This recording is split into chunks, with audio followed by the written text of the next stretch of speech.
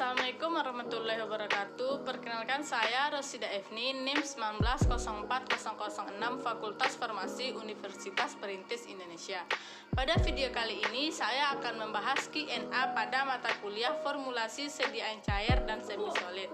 Pertanyaannya yang pertama, istilah kelarutan dan perbandingan kelarutan menurut Farmakope Indonesia. Jawabannya, kelarutan atau solubilitas adalah kemampuan suatu zat kimia tertentu, zat terlarut atau solut, untuk larut dalam suatu pelarut atau solvent. Kelarutan dinyatakan dalam jumlah maksimum zat terlarut yang larut dalam suatu pelarut. Istilah kelarutan dalam Farmakope. Tingkat kelarutan terentang luas dari sangat larut tanpa batas, larut sepenuhnya. Istilah tak larut terkadang digunakan untuk senyawa yang sangat tidak larut. Sejumlah istilah terdeskriptif lainnya digunakan untuk mengelompokkan tingkat kelarutan pada aplikasi yang diberikan. Istilah jumlah bagian pelarut yang dibutuhkan untuk melarutkan satu bagian zat terlarut. Pembagian tersebut sebagai berikut: sangat mudah larut kurang dari 1, mudah larut 1 sampai 10, larut 10 sampai 30, agak sukar larut 30 sampai 100, sukar larut 100 sampai 1000, sangat sukar larut 1000 sampai 10.000, dan praktis tidak larut melebihi 10.000. Ambang batas untuk menggambarkan sesuatu sebagai tidak dapat larut atau istilah yang serupa dengan itu mungkin terkadang pada aplikasinya. Sebagai contoh, satu sumber menyatakan bahwa suatu zat digambarkan sebagai tidak larut ketika kelarutannya kurang dari 0,1 gram per 100 ml pelarut. Yang kedua, pertanyaannya adalah, dalam membuat sediaan elixtrin maupun sediaan farmasi lainnya perlu quality control dalam proses pembuatan. Berikut di bawah ini ada beberapa pengujian yang dilakukan untuk mengontrol kualitas suatu sediaan elixir maupun sediaan lainnya. Pertanyaannya dan soalnya adalah, buatlah tujuan pengujian, alat yang digunakan, cara melakukan pengujian, dan cara membaca atau menafsirkan hasil pengujian. Jawabannya, yang pertama yang akan kita bahas adalah uji organoleptik. Uji organoleptik adalah atau uji indera atau uji sensori merupakan cara pengumuman dengan menggunakan indera manusia sebagai alat utama untuk mengukur daya penerimaan terhadap produk. Pengujian organoleptik mempunyai peranan penting dalam penerapan mutu. Pengujian organoleptik dapat memberikan indikasi kebusukan, kemunduran mutu, dan kerusakan lainnya pada produk. Cara pengujian uji organoleptik dapat dikelompokkan dalam beberapa kelompok, yaitu pengujian pembedaan atau different test, pengujian pemilihan atau pengujian penerimaan preference test atau acceptance test, pengujian skalar, pengujian deskripsi. Panelis atau penguji harus minum air putih terlebih dahulu pada setiap pergantian sampel. Air putih berfungsi untuk menetralkan rasa atau aroma yang masih terdapat di mulut panelis. Metode yang digunakan pada uji ini dalam penelitian ini adalah uji hedonik. Panelis diminta untuk memberikan kesan suka ataupun tidak suka terhadap suatu karakteristik mutu yang disajikan. Dalam analisis datanya, skala hedonik ditransformasikan ke dalam angka. Dengan data ini dapat dilakukan dengan analisa statistik. Yang kedua, uji bobot jenis. Prinsip metode ini didasarkan atas penentuan massa cairan dalam penentuan ruang yang ditempati cairan ini. Untuk ini dibutuhkan wadah untuk menimbang yang dinamakan piknometer. Ketelitian Penelitian metode piknometer akan bertambah hingga mencapai keoptimalan tertentu dengan bertambahnya volume piknometer. Keoptimalan ini terletak pada sekitar isi ruang 30 ml. Metode neraca hidrostat metode ini berdasarkan hukum Archimedes, yaitu suatu benda yang dicelupkan ke dalam cairan akan kehilangan massa sebesar berat volume cairan yang terdesak. Metode neraca Mohr-Westphal. Benda dari kaca dibenamkan terjatuh pada balok timbangan yang ditoreh menjadi 10 bagian sama ditimbangkan dengan bobot lawan. Keuntungan penentuan kerapatan dengan neraca Mohr-Westphal adalah penggunaan waktu yang singkat dan mudah dilaksanakan. Metode areometer. Penentuan kerapatan dengan areometer berskala atau timbangan benam sumbu didasarkan pada pembacaan seberapa dalamnya tabung gelas tercelup yang sepihak diberati dan pada kedua ujung ditutup dengan pelelehan. Yang ketiga, uji kejernihan. Evaluasi kejernihan tujuan memastikan larutan terbebas dari pengotor. Prinsip yang digunakan membandingkan kejernihan larutan uji dengan suspensi padanan. Dilakukan di bawah cahaya yang terdifusi tegak lurus ke arah bawah tabung dengan latar belakang hitam.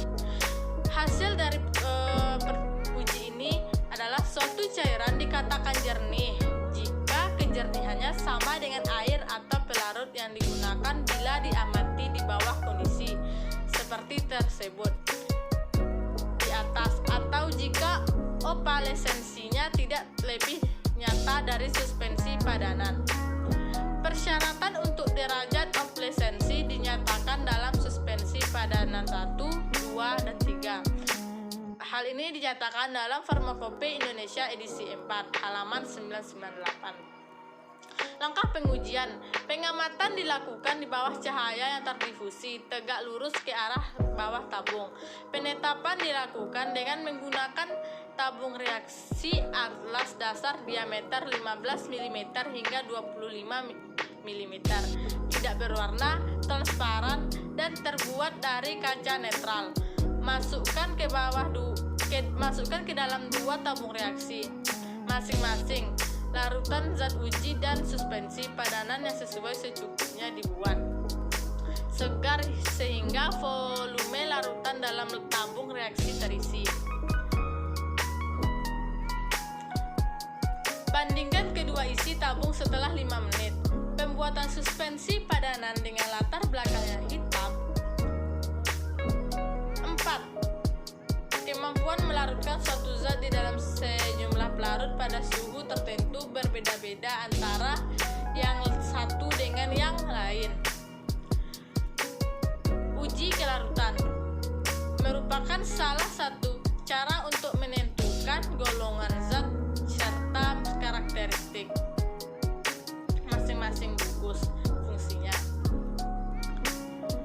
Asaltadehid merupakan senyawa yang dapat larut dalam air dan pelarut ester karena memiliki gugus fungsi yang bersifat polar dan nonpolar. Butanol merupakan senyawa yang larut dalam pelarut asam karena sifat butanol yang basah sifat butanol yang basahnya akan mempengaruhi. Asam benzoat tidak larut dalam air tetapi larut dalam pelarut natrium NaOH dan natrium HCO3.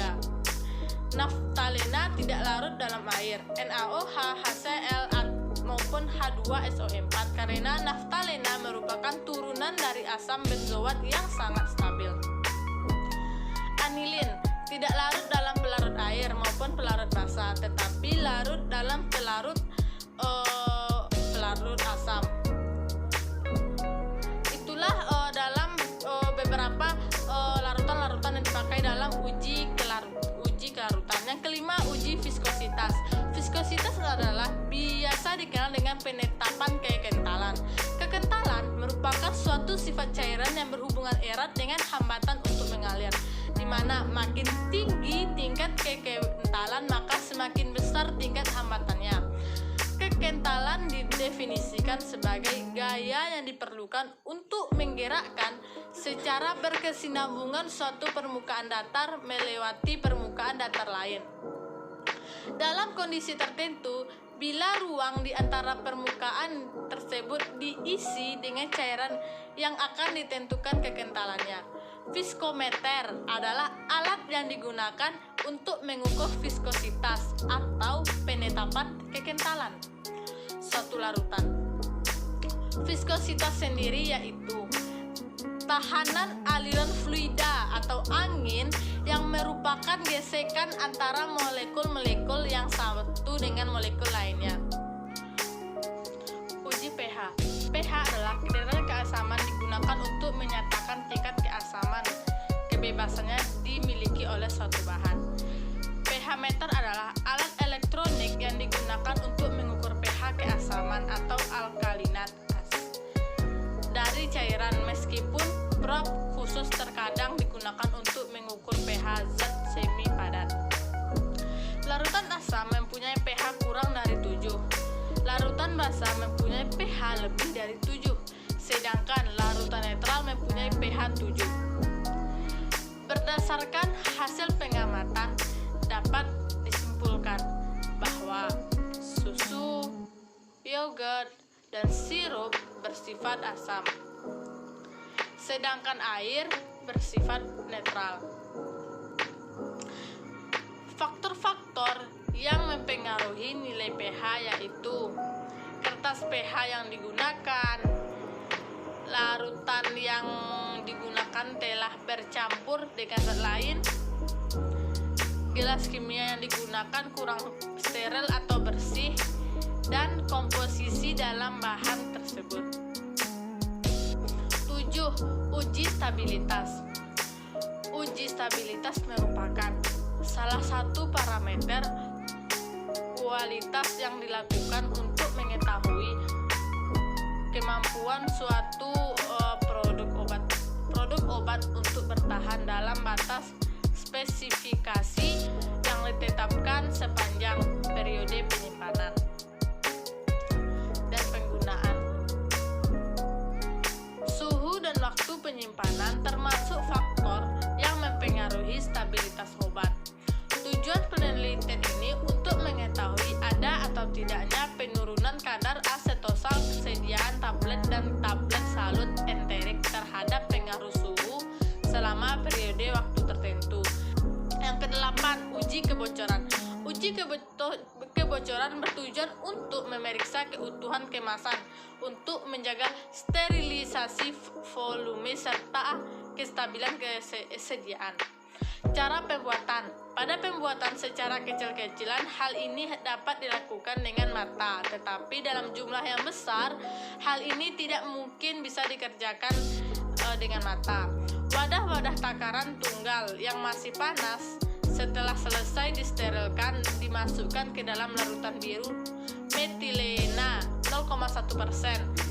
Jika ada wadah-wadah yang bocor, maka larutan metilena akan masuk ke dalamnya karena perbedaan tekanan di luar dan di dalam tersebut. Sehingga cara ini dapat digunakan atau dipakai untuk larutan-larutan yang berwarna. Wadah-wadah takaran tunggal disterilkan terbalik, yaitu dengan cara ujungnya di bawah. Ini digunakan pada pembuatan dalam skala kecil.